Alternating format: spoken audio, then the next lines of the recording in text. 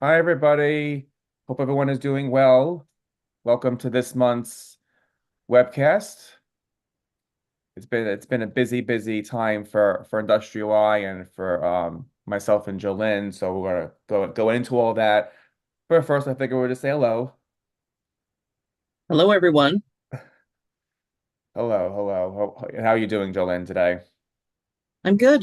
Getting ready for a vacation. Can't wait. So I'm um, getting myself ready to do all that, and then probably need a vacation from my vacation when I come back. And actually, it's good timing because our discussion this month for today is going to be mental health. So Absolutely. it's actually a very good timing for your vacation. So perfect. But we'll just go into some information as we kind of normally do in the very beginning. Also, if you want to reach out to myself or Jolynn, you can reach out to us. My email address is aparadiso, A P as in Paul, ARA, D as in David, ISO at industrialui.com. And Jolynn, how can everyone reach you? J Harrisign, JHARESIGN at industrialui.com. Perfect. And just as plugging ourselves, Industrial Y, we do unemployment insurance cost control for employers. We also have HR support, verification of employment. So we do, we have it all. We're certainly your one-stop shop for all HR matters. So any questions that we could be of any help with, just feel free to reach out to us. But being that said, I'm just going to go over a few things that have been going on. That is, we had our last month's webcast. We mentioned a few things. Some other things have been happening since, and so I might even be repeating myself from last time, but again, it's never, information is never too much. So as far as discrimination, sexual harassment, the EEOC released their final guidance titled the Enforcement Guidance on Harassment in the Workplace on April 29th. So please take a look at that.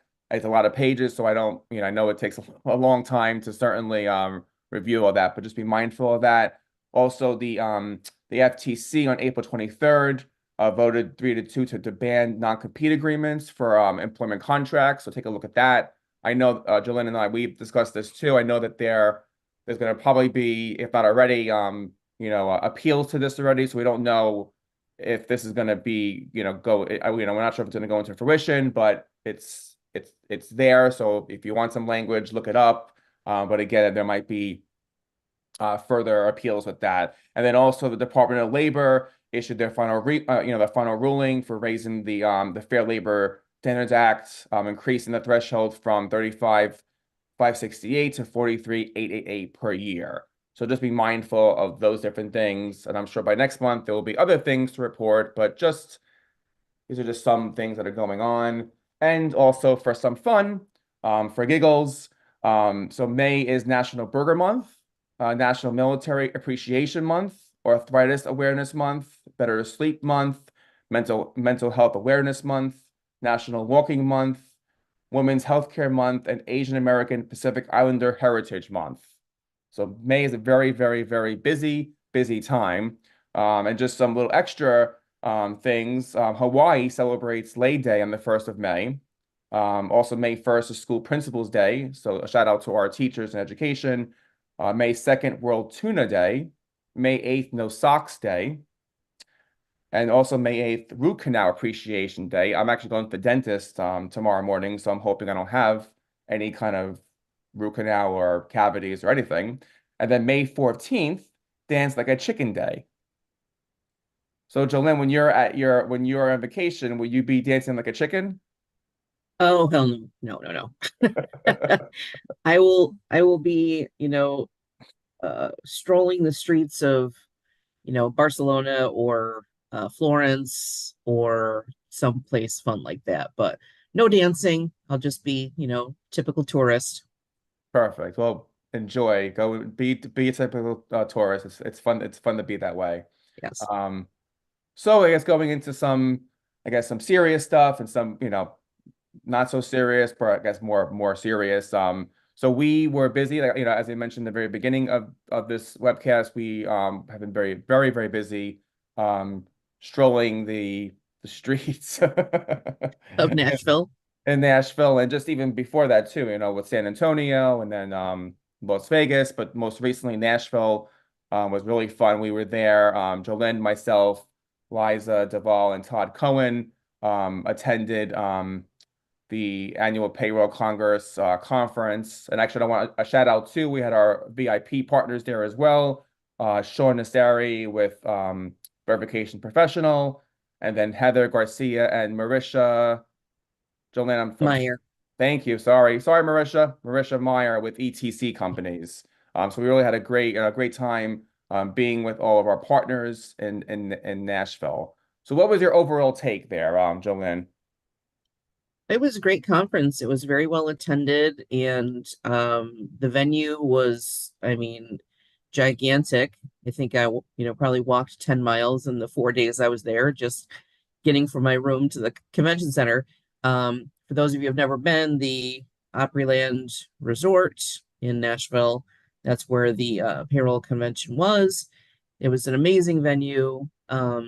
Nashville is an amazing town, lots of things to do, and it was a great place to network with, payroll partners and see how, we can um, serve our clients better using our partnerships.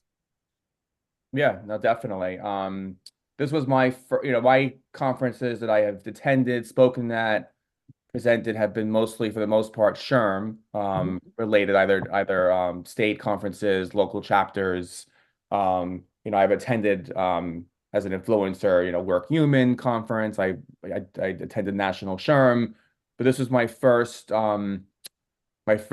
outside of that outside of that that space in this situation, the payroll conference, and it was very I was very impressed. Not that I didn't expect it to be great. I expected that, but the conference was very well run.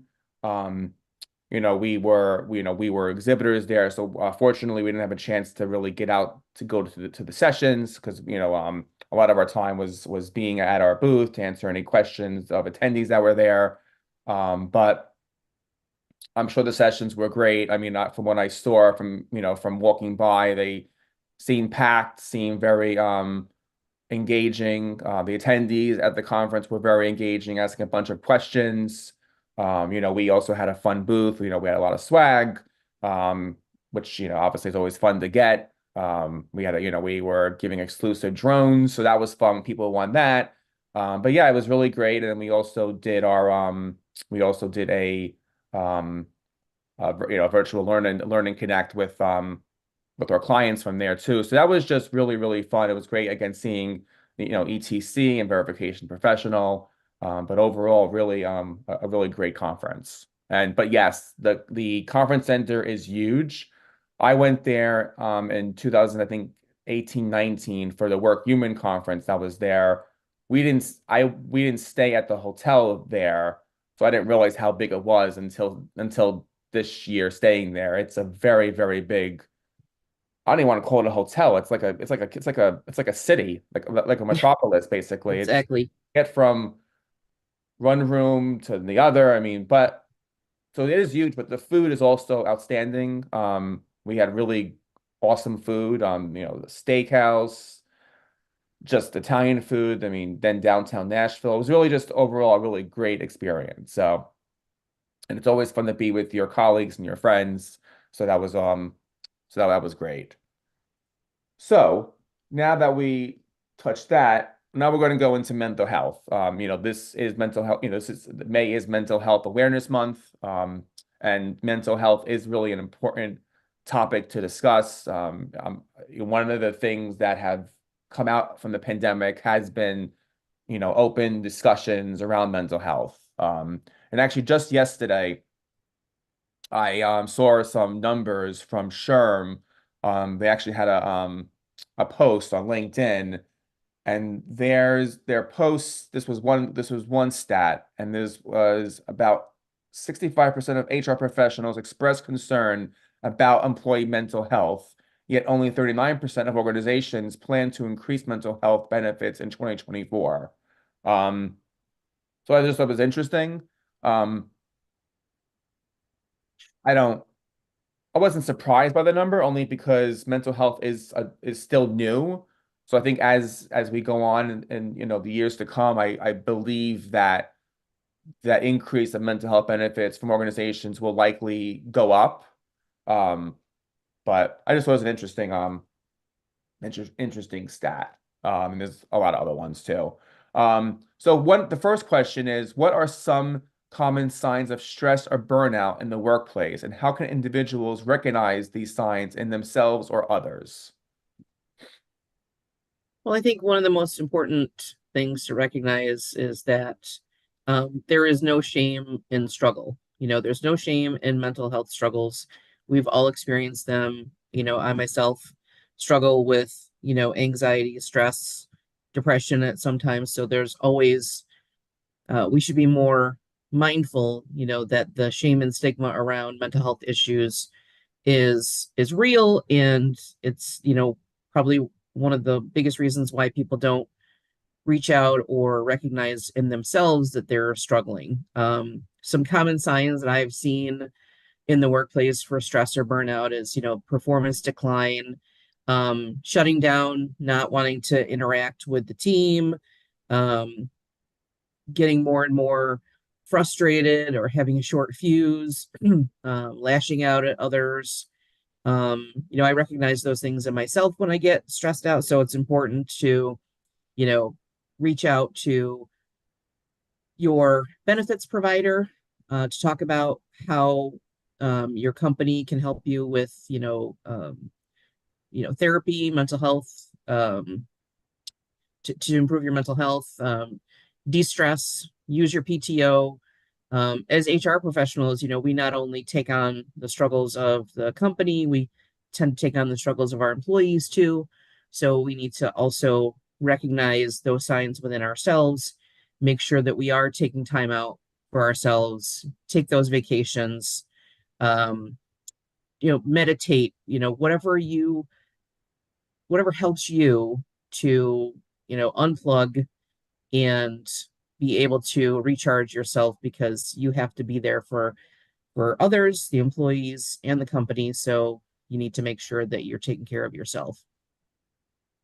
Yeah, and I appreciate you, expressing your vulnerability. It's not so easy to do that. And I, like you, also have had and still have anxiety, situational depression. I know as Pride Month comes up and me being part of the LGBTQ community, in my mid-20s when I was coming out, I had I went through a lot of downs. And it was very hard for me, and I went through a lot of depression. I mean, thankfully, I had friends and family. But with that said, it just like Jolene mentioned, definitely take the time necessary for yourself to recoup. When weekends or whatever your hours are, make sure you're, making sure that you're taking the breaks, taking your rest, getting enough sleep, rest time, just doing things that, doing hobbies that make you happy. Because work is work that we kind of, work we kind of have to do. But you should also be doing things that you enjoy doing on your off time, whatever that may be. Taking PTO, don't be, I think as a society, we've gone, I hope we have, I believe we've gone past the point of we know we need, we need vacations and we should be taking them. So if you get 3 weeks of vacations, making sure you're using your 3 weeks. Don't be the person that, I have 5 days left. I'm not going to because that's not, that's not how it is now. I think people really have been really, it's really important to make sure that you're using all your vacation time. And if you are having a tough moment, talk to a colleague, talk to your manager, and as Jillian mentioned too, as far as signs, definitely performance. Performance can be going down. I also have noticed, for me, I often I tend to overwork often when I'm also anxious or stressed. So I also keep, that's another thing too to keep in mind too. If you're overworking yourself, if you're a workaholic, trying to cut down and just get that rest that you need. So those are just some things that I've noticed. So next question is, how can employers create a supportive environment for employees struggling with mental health issues such as anxiety or depression? Well, I think that acknowledging that these issues exist, we're all people, we're all humans, we all have our different struggles. We don't know what, someone might be struggling with internally. So I think, you know, acknowledging these struggles is the first step, understanding that there might be some instances where, an employee might be struggling more than another. Be open. Your open door policy is, key for people to be able to come to you. And I'm not suggesting that managers should be therapists or HR people should be therapists, but understand that, employees spend probably most of their day with coworkers. We spend a lot of time at work. And so the supervisor or HR might be the first person that they reach out to because they feel comfortable. They feel like I'm here. Maybe the company offers some benefits that I'm not aware of. And just be open to having those conversations and understand that um, you have to be there to support your employees who may be struggling in a way that, we can't see. Mental health issues are not something that are um, you know, readily visible sometimes. People tend to internalize their own struggles. So just be open to having the conversations, acknowledging Mental Health Awareness Month, doing something that, a team building exercise surrounding, how we can take a moment for ourselves, even in the busy bustle and hustle of our daily workday. How can an employee use their break time, use their PTO time in a way that is going to help them, um, you know, recharge and refresh even during the day. So there's lots of different options out there. Just be, aware and open to, creating those pathways for your employees. Yeah, definitely. The piggyback on the manager and HR not being therapists, and that's something that's really important to realize that, managers and HR professionals aren't therapists, but we usually are the people that are in the front lines. If there is an issue happening, even if a manager, if even if even if a manager's team member reports to them that they're having issues. A lot of times the managers when it comes to HR to get some feedback on how they should be dealing with this situation.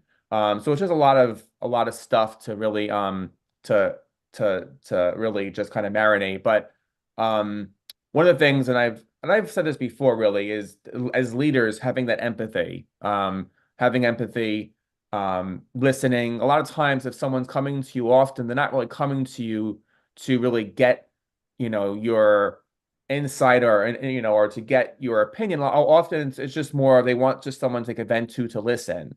So I often recommend if there are, if your team member is needing some assistance, maybe scheduling like a half hour on your calendar so you have that, half hour set up for this conversation with your employee to go over anything and maybe steps or maybe how you as a manager can help them. Maybe there has been performance decline, and kind of maybe there are benefits that the employee isn't aware of.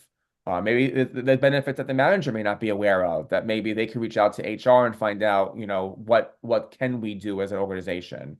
And certainly it is Mental Health Awareness Month, having some speakers maybe come in, even if you're remote, maybe having a virtual, like a lunch where people can come in and speak about, the issues that are happening, maybe going over the various benefits that your organization has. So I'm sure a lot of organizations have the benefits, but we as employees may not really know everything about them because there's so much stuff usually that we're reading that we may miss something. So maybe having, in this month going over what are the benefits. Um, so just kind of things, are there, if there is, if there is therapy that may be needed, does our benefits support and, supplement kind of, benefits for therapy. Just again, those kind of things are just things to that are good for employees to know of. Um, the next question really kind of ties in with this is how can managers effectively support their team members' mental health without overstepping boundaries or invading their privacy? Yeah, I think that, as I said before, being open to having a conversation, maybe not, it's not something that we want to approach each of our employees down the line and say, "Hey, are you struggling with mental health today?" Yeah. Um, it's it's something that some people have a very difficult time opening up about it. And when you have people who are suffering from anxiety, depression, or other issues, they can feel like they're not, they have a low feeling of self-worth. They struggle with, feeling like they don't matter. So I feel like with, us spending more time sometimes at work than we do with our own families, the workplace showing your value, showing how much they value you as an employee can go a long way to help that person feel like they're supported. And it goes a long way to, helping them alleviate some of that struggle. Now it's, depression and anxiety are, deep-seated mental health issues that, don't resolve in a day. But I feel like there are ways in which we can show our support for our employees by having these conversations. If you notice that one of your employees is struggling, just checking in. Hey, how's it going? How's your day today? Um, Sharing a little something about, yourself. I'm on the struggle bus today for sure. I started out my day and, locked myself out of the car or locked myself out of the house, you know, showing that camaraderie, getting someone to open up and, hopefully that you can make a difference in someone's day so that they can feel like they're, able to share things. And if they ask for help, it's important that we act to help get them that help.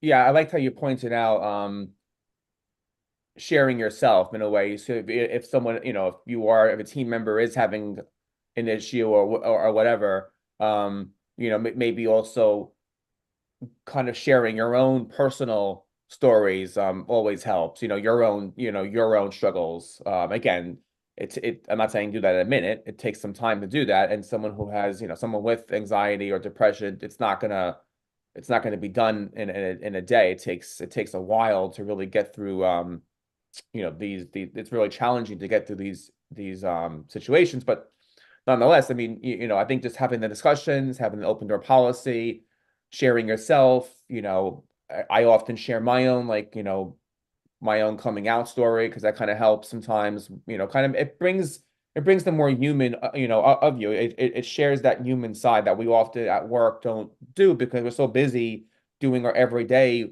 work stuff that we often forget, that we are humans and we are in this together and we are colleagues and we have to just kind of share and talk and go over any issues. But yeah, just being open, being honest, having those conversations, being respectful, um, mindful, and just really just having empathy for each other. It really goes a long way. And and leaders, managers, having that empathy is strongly encouraged and necessary.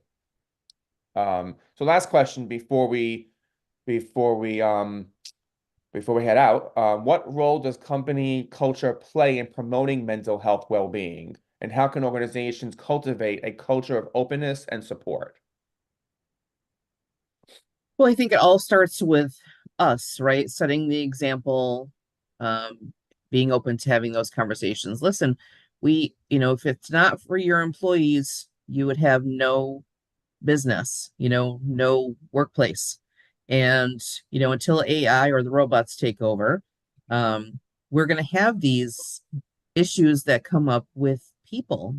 We see our family members struggling every day with different things. So while I think that it's important to acknowledge, our humanness, even in the workplace, we need to make sure that we are promoting well-being in general, whether it's mental health, whether if it's wellness programs physical health, exercise, all of those things should be part of a holistic approach to mental health. And I'm not a healthcare professional. I have a wonderful group of healthcare professionals that I rely on, mental health professionals, physical health professionals, and we have to really make sure that we are um, not only just open to having conversations about physical and mental health, but also, promoting that culture where there's no shame or stigma around, whatever issue you might be going through, and that the company is here to help because without employees, we have no we have no business. Yeah, I want to probably, I guess, to our audience or listeners, my recommendation really right now would be focusing on how you are taking care of yourself right now. Because, and I guess this is kind of, I think what this is what you're mentioning too, Dylan. I guess if you're not taking care of yourself right now, the likelihood of you being able to help others and assist others with issues that come up probably won't be very successful. So I would probably, just recommend, look at yourself right now. What am I doing to make sure that I'm taking care of myself? Am I taking my vacation time? Am I making sure that that I am not working all day and keeping myself busy, going for walks? I have two dogs. Maybe I myself should go out for lunch for like a 15-minute walk just to kind of get some fresh air. Making sure you're eating, eating well, eating enough fruit, taking vitamins. I mean, I know I'm getting very like small here, but all those things really matter. So I really think, turn the flashlight on yourself, make sure that you're taking care of yourself right now. And then once you're doing that, I think everything with other people will kind of fall into place. You'll be able to help others. That's my 2 cents. But yeah, certainly organizations need to make sure that they're advocating for mental health, practicing what they're preaching too, making sure that managers are, again, taking care of themselves, but also making sure that their teammates, their departments, their teams are also, um, are well.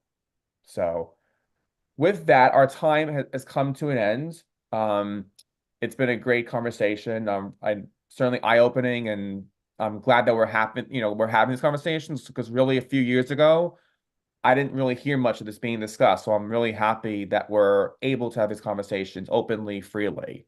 Um, but with that in mind, thank you everyone for joining. Again, if you want to reach out to us, you can reach me, Anthony. My email again is aparadiso@industrialui.com. And Jalyn, you want to end off any thoughts and how anyone can reach you as well?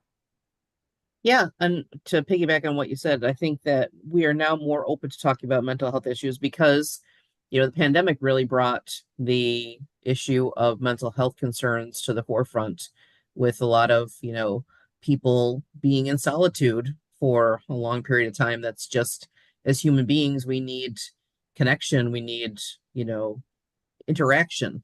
So I feel like that has really brought it more to the forefront. And I'm happy that we're having these conversations. And yeah, so if anyone needs to reach me, it's jharrisign, JHARESIGN at industrialui.com. Perfect. Well, thanks so much. Have a Thank you, good day, everyone. everybody.